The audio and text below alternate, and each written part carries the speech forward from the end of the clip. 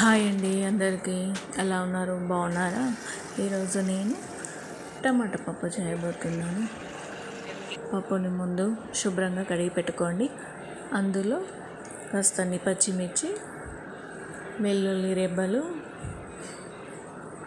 టమాటా వేసుకోండి.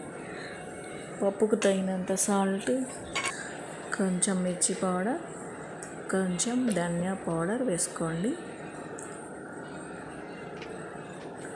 పప్పు 1 గ్లాస్ అయితే 2 గ్లాస్ వాటర్ వేసుకోండి. ఇప్పుడు పప్పు మీరు క్యాప్ పెట్టుకొని 4 విజిల్స్ రానివ్వండి. ఇప్పుడు పప్పుకు కావాల్సిన పప్పుని రెడీ చేసుకుందామా. ముందుగా ఒక ప్యాన్ పెట్టుకొని ఆ ప్యాన్లో కాస్త ఆయిల్ వేసుకోవాలి. అందులో జీలకర్ర, ఆవాలు, ఎండుమిర్చి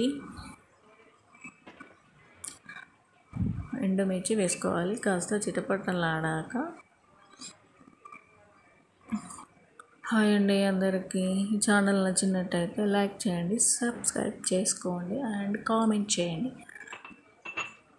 ఎండుమిర్చి కాస్త వేగాక కరివేపాకు, కచ్చా పచ్చాగా దంచి పెట్టుకున్న వెల్లుల్లి వేసుకోవాలి.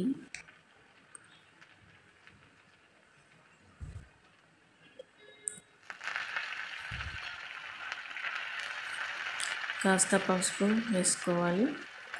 ఇప్పుడు పప్పులోకి కావలసిన పప్పు రెడీ అయిపోయింది. పప్పులో ఇప్పుడు పోపు వేసుకున్నాను.